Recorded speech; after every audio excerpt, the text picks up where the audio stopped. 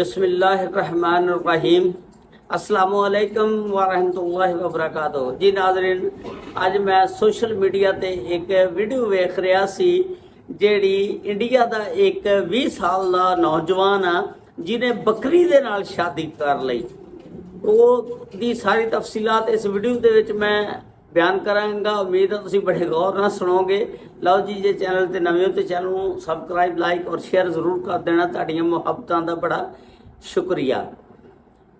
ये इंडिया का वाकया मैं यूट्यूब ते वेख रहा सी कि इंडिया का एक प्रकाश नामी लड़का है जिसकी उम्र 20 साल होंदी आ।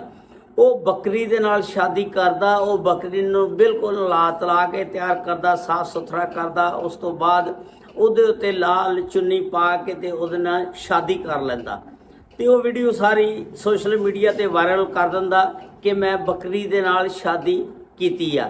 ਉਹ ਦੱਸਦਾ कि मैं 3 माह पहला एक शादी की सी लड़की दे नाल, बहुत खूबसूरत लड़की सी, लेकिन उस लड़की ने मैनू धोखा दे दिता। वो लड़की धोखा दे के ते छड्ड के ते चले गई आ ते मेरा दिल टुट गया। हुण मेरा इंसानां ते यकीन नहीं रह गया क्योंकि इंसान वफादार नहीं है। ਜਿਹੜੇ जानवर ने वो वफादार हुंदे ने। तुसीं उन्हां नूं जिन्ना भी कोल करोगे उन्ना ही नज़दीक हुंदे जाणगे। जिन्नी भी तुसी जानवर दे नाल मुहब्बत करोगे वो तुहाडे हुंदे जाणगे। इंसान नाल जिन्नी मुहब्बत कर लो वो दूर हुंदे जाणगे, किते ना किते डंग मार दिंदे ने।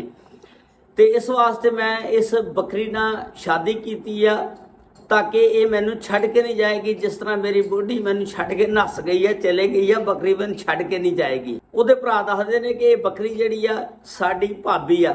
ਉਹ ਲੈ ਕੇ ਉਹਨੂੰ ਗਲੀਆਂ ਦੇ ਵਿੱਚ ਫਿਰਦੇ ਨੇ, ਚੁੰਨੀ ਉੱਤੇ ਦਿੱਤੀ ਹੁੰਦੀ ਲਾਲ ਕੱਪੜਾ, ਤੇ ਉਹ ਕਹਿੰਦੇ ਨੇ ਇਹ ਸਾਡੀ ਭਾਬੀ ਆ।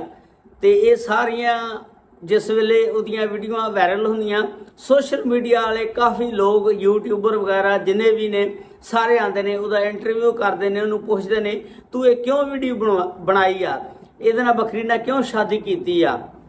ਉਹਨੇ ਫਿਰ ਸਾਰੀਆਂ ਗੱਲਾਂ ਦੱਸੀਆਂ।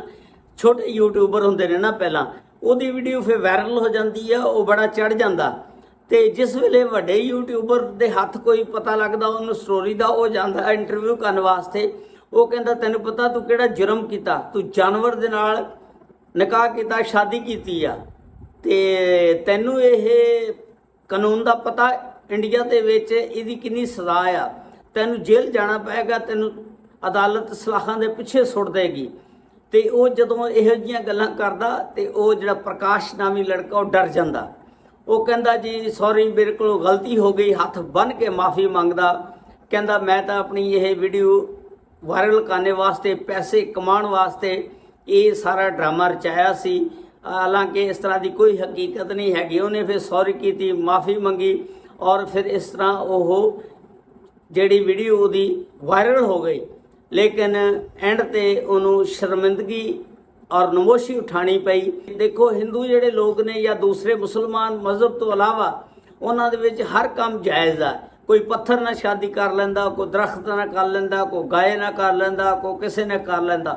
अलहमदुलिल्लाह असी मुसलमान आ, शुक्र अल्लाह दी ज़ात दा कि असी इहो जे रस्मो रिवाज फजूल दे विच नहीं पैंदे हैगे, जिहड़ा ये बहुत बड़ा गुनाह आ।